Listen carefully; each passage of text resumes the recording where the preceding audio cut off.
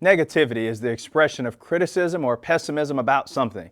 It seems we live in a time when people express criticism or pessimism about pretty much everything.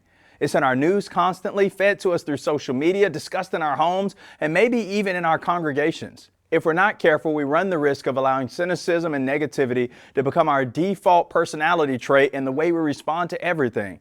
Christians are supposed to be people who are optimistic and joyful.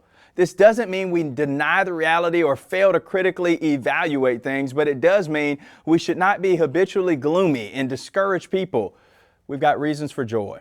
There's been negativity in the world since the fall of man in Genesis chapter 3, but it seems like it's ramped up in recent times. It may be we're simply more aware of it because of the technology that keeps us updated with everything.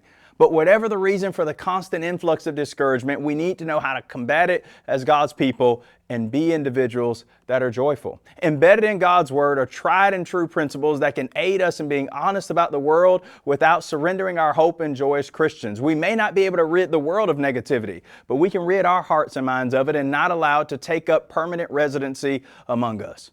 You know, one of the Bible's prescriptions for this is to think on good things. As simple as that is to say, it's often hard to practice.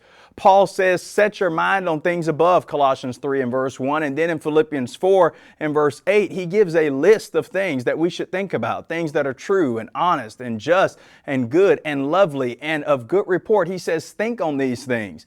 And if we think on these things, it'll change the way we live. This takes work and it won't happen by accident. Our mind is free to drift about wherever we would take it, but Paul says harness those thoughts, think on good things, and root out the pessimism that wants to rot us from the inside out. I know our world is filled with negative thoughts, but we can still be people that think good things.